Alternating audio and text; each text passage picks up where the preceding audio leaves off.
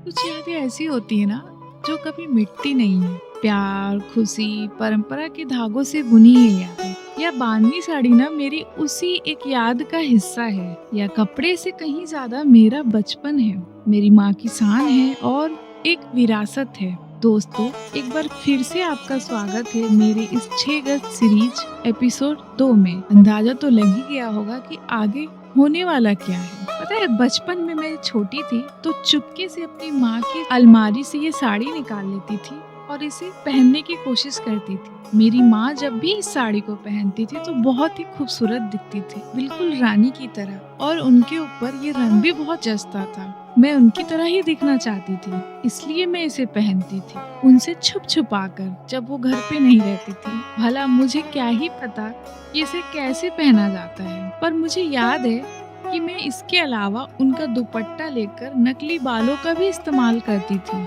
मुझे लगता था कि मेरे बाल कितने बड़े हो गए हैं। और एक बात बताऊं, शीशे के सामने खड़े होकर मैं अपने आप को निहारती थी और खुद से ही बातें करती थी कि हाय, मैं कितनी सुंदर लग रही हूँ ना, मेरे बाल कितने लंबे लग रहे हैं ना, ये साड़ी मेरे ऊपर कितनी अच्छी लग रही है ना, मैं बिल्कुल अपनी मम्मी की तरह लग रही हूँ ना।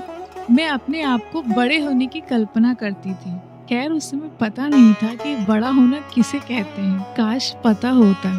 यूं ही आईने के सामने अपने आप को देखते रहती थी और ये भी ध्यान रखती थी कि कोई आ तो नहीं रहा ना, कोई देख तो नहीं रहा ना। लेकिन अक्सर मैं अपनी इसी अनाड़ीपन के कारण खुद की साड़ी में खुद ही लिपट कर गिर जाती थी, क्योंकि बोला ना, साड़ी पहनना तो आता ही नहीं था। यह साड़ी ना मेरी उस दुनिया का द्वार है जहाँ मैंने सुंदरता, प्रेम, संस्कृति को समझा और धरोहर को समझा। हालांकि उस समय मुझे कुछ समझ नहीं आता था कि ये सब क्या होता है, लेकिन फिर भी कहीं न कहीं आज तक अपने दिल में इसे संजो कर रखा है।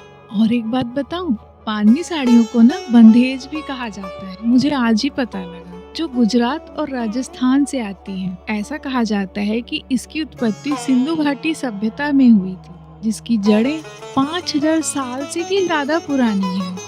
बंधेज जो शब्द है ना, वो संस्कृत शब्द से लिया गया, यानी बांधना। रंगों से पहले कपड़े को एक जटिल गांठों में बांध दिया जाता है। यह जो विधि है ना, यह जो प्रोसेस है कपड़ों को रंगने का, वह राजस्थान और गुजरात के थार रेगिस्तान में सिद्ध हुई थी। ऐसा कहा जाता है कि जो थार रेगिस्तान के खानाबदोश जनजातियां थी, उन्होंने इसे सबसे पहले बनाया। क्यों बनाया? क्योंकि वो अपनी एक अलग पहचान को सामने लाना चाहते थे। इतने सारे चटक कलर के माध्यम से वो अपनी पहचान को और भी वाइब्रेंट तरीके से लोगों के सामने लाना चाहते थे। यह उनकी एक पहचान का रूप है।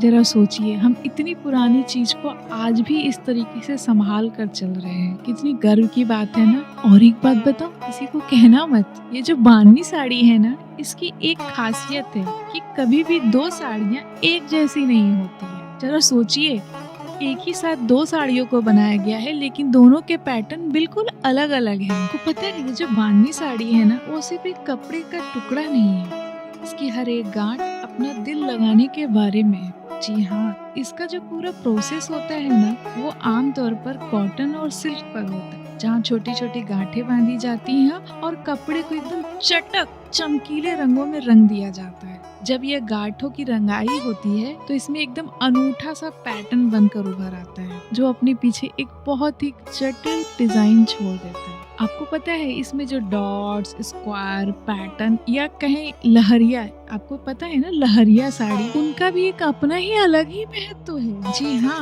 उनका अपना एक अलग ही महत्व है। और इसके रंग की तो क्या ही कहने, इसमें जो रंग होते हैं ना, उनका भी एक अपना ही महत्व है।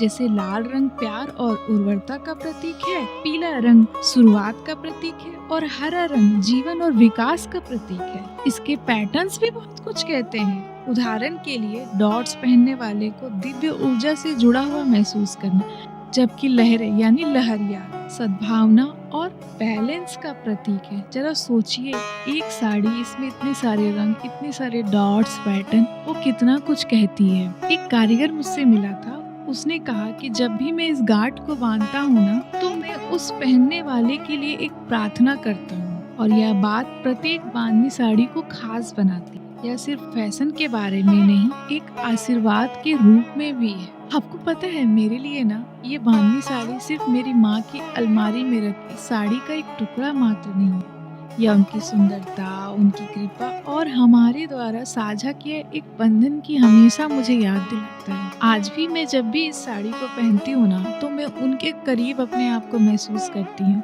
और मुझे ऐसा लगता है जैसे मेरी माँ मेरे सामने ही बैठी हो और मुझे देखकर मंद मंद ही मुस्कुरा रही हो। आज भी जब भी मैं ये साड़ी पहनती हूँ ना तो मुझे बचपन की वो यादें ताजा हो जाती हैं और मुझे लगता है कि शायद इस उम्र में मैं एकदम बिल्कुल अपनी माँ की जैसे ही लग रही हूँ। लगना भी चाहिए, खैर मैं अपनी माँ की ही तो बेटी हूँ। ये साड़ी ना मेरी बचपन की यादें हैं, मेरा खजाना है और मेरी विरासत है। मुझे उम्मीद है कि आपको यह वीडियो पसंद आया हो और आपकी भी कुछ ऐसी ही अपनी बचपन की यादें होंगी, है ना? अगर है तो मुझे कमेंट जरूर करें और हाँ, इस वीडियो को लाइक, शेयर और शेयर करना ना भूलें। धन्यवाद।